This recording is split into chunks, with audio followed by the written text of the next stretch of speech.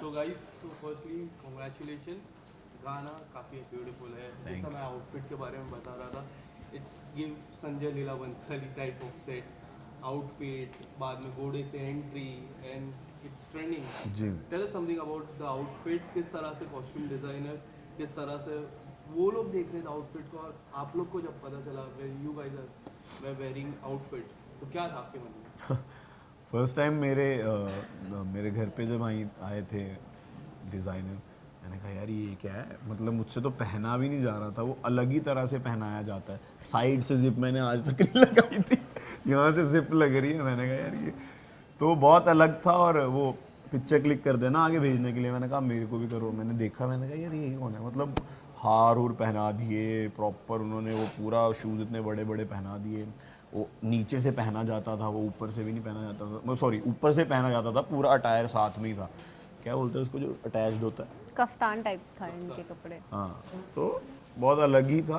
तो मैंने कहा यार अलग ही कुछ करने को मिल रहा है, और खुश थे हम लोग। आयशा, आपसे जानना चाहूँगा सबसे बड़ा क्या था इस प्रोजेक्ट में, क्योंकि ये जो प्रोजेक्ट था इट्स नॉट अ सॉन्ग, पूरी तरह से पिक्चराइज करके दिखाया गया था। क्लाइमैक्स सबसे ज़्यादा स्ट्रॉन्ग है, जो मुझे लगा कि इस तरह का क्लाइमैक्स नहीं होना चाहिए था, कि इससे कुछ बेहतर हो सकता था, या फिर इस तरह का क्लाइमैक्स भी चलता है, लोगों को इस तरह का क्लाइमैक्स प्यार भी में ऐसी देखना चीज़ें कहाँ होती है जो हमें चाहिए होती है, हाँ। So it's like that. ये प्यार सॉन्ग में ही ऐसी प्यार और चीज़ें क्यों होती है हमसे एग्जैक्टली बताना। सो यही वो गाने का है कि प्यार में ऐसी चीज़ क्यों होती है। इसलिए टू अंडरस्टैंड इट बेटर गाना देखेंगे तो ही समझ में आएगा। And for me I think story of course इतनी स्ट्रॉन्ग थी, एंड गाना be the look, Manish sir ने इतने अच्छे से डायरेक्ट किया। सो ओवरऑल इतना स्ट्रॉन्ग टीम था हमारा दैट आई न्यू कि something great is going to come, but इतना बड़ा होगा और इतना प्यारा रिस्पॉन्स मिलेगा ये ऑफकोर्स हमने नहीं सोचा था। So very grateful. Abhishek, romantic गाने के बाद इस तरह का चेंज, ड्रास्टिक चेंज, क्या आपको ऐसा था कि या मैं कुछ और करता हूँ, क्योंकि रोमांस हमने देखा है, रोमांटिक सॉन्ग्स आपको काफ़ी हिट हुए, तो पर्सनली कुछ इस तरह का प्रोजेक्ट आप एक्सप्लोर करना चाहते थे? जी जी, मैं रोमांटिक नहीं करना चाहता था। क्यों मैं ऐसा? लवर, क्योंकि वो बहुत कर लिए थे, मैं भी वो उस जोन में था कि यार कि कम करो बट अच्छा करो। क्या था वो, इंग्लिश इंग्लिश का कॉमेंट? इन्हें किसी ने कहा था कि क्वालिटी ओवर क्वांटिटी, सो वो उस पर वर्क कर रहे हाँ, थे। ऐसा था। तो मैंने कल परसों ही पढ़ा, तो मुझे पता नहीं था ऐसा भी कुछ होता है, बट मेरे को ये था कि कम करना है, अच्छा करना है। तो ये कुछ अच्छा करने को मिल रहा था, और कुछ इन्हें मेरे अलग। साथ काम करने का मौका मिल रहा था। ये तो वो रील के बाद तय हो ये चुका ये था। इनके साथ काम करने के मौके मेरे पास 40 थे कि हमने एक साथ में कितने गाने आ गए होते। तो हम बट आप लोगों ने जो रील शूट किया जी था, जी उसके बाद से उसके बाद से काफ़ी और लोग का हमने तो बहुत, फैन हाँ फॉलोइंग हमने था। बहुत रैंडमली किया ऐसे ही था शूट ऐसा, किया था। सिर्फ सावरे को प्रमोट करने के लिए। अभिषेक वाज लाइक ठीक है चलो कर लेते हैं, हाँ ठीक है कर लेते हैं, तो रैंडमली बस ऐसे ही वो प्रमोट करने के लिए वो हमने किया एक्चुअली था। रील बहुत सुंदर निकल हाँ के आ एक्चुअली गई। बहुत। वो हमने काफ़ी अच्छे से हमने सोचा ही नहीं था वो इतनी अच्छी एडिट भी होगी। मैंने कहा भाई, तो वो इसलिए वो वायरल हो गई, तो लोगों को लगा कि यार इन दोनों को साथ में लेना चाहिए। आई नो सुबह ही रिलीज हुआ, but in between the shoot आप लोग चेक करते हो? मैंने एक भी बार नहीं देखा। अभिषेक मैंने ने अभी check किया, देखा, मैंने अभी अभी देखा। जस्ट देखा था। जी अभिषेक, तो आपसे सवाल रहेगा कि किस तरह के रिस्पॉन्स लोगों की तरफ से मिले? जी, मैं तो कमेंट्स पढ़ रहा था, सब पॉजिटिव कमेंट्स हैं, अच्छे कमेंट्स हैं। और ट्रेंडिंग पे चल रहा है, ट्रेंडिंग नंबर 5 पे आ गया है, और सबको पसंद आ रहा है। और Touch wood. इससे बड़ी तो क्या ही most of the fans call you AK and AK, right? या ये जो सिमिलरिटी है, अपार्ट फ्रॉम दिस, हमने कई बार देखा, जैसे बिग बॉस का मैं जिक्र करता हूँ, तो उसमें भी आप दोनों की टाइमिंग ऐसा था कि जब ज़रूरत था दोस्तों की, जब आपको ज़रूरत थी दोस्त की, या फिर इनको ज़रूरत थी दोस्त की, तब आप दोनों खड़े थे।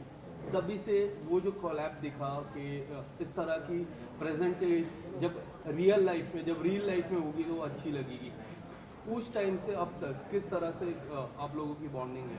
आई थिंक बॉन्ड से स्ट्रॉन्ग ही हुआ है दिन ब दिन। आई थिंक घर के अंदर तो हमें क्या ही समझ में आता है कि अच्छा बाहर किसको क्या पसंद आ रहा होगा या क्या हो रहा होगा, उसका आपको कोई आइडिया नहीं होता है। वो जो नेचुरली और ऑर्गेनिकली जो चीज़ें होती हैं वो होती हैं, बट बाहर आने के बाद पता चला कि अच्छा लोगों को पसंद भी आए हैं साथ में, एंड बाकी चीज़ें।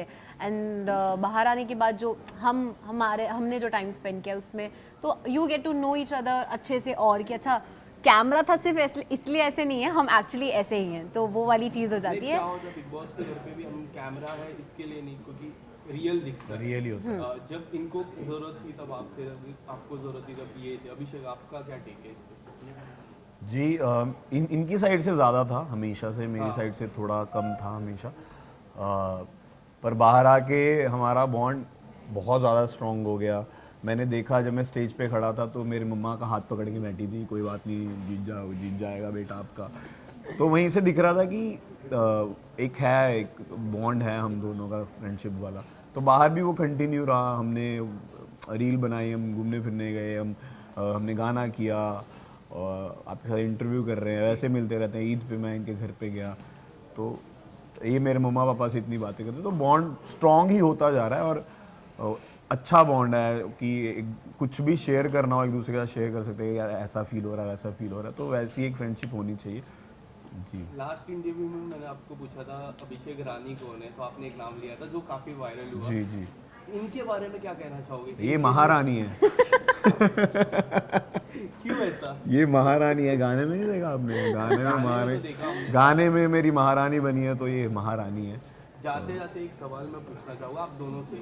जैसे सेलिब्रिटीज रहता है, when we talk about something, कोई पर्टिकुलर टॉपिक के बारे में हम इंटरव्यू में बात कर लेते हैं, सोशल मीडिया से कुछ और तरीके से निकलती है वो टॉपिक और उसकी काफ़ी सारी रील्स बन जाती है। As a celebrity when you see that reel, तो आपके मन में क्या चलते हैं? आयशा आपसे ये सवाल। Firstly, I would say I don't look at myself as a celebrity. I've not done anything in my life that I'm a celebrity. I'm just working hard to achieve my dreams. Inshallah, एक stage आएगा जब I will own it कि yeah, okay, now I'm a celeb or I'm a star or whatever. I don't feel that I'm there yet.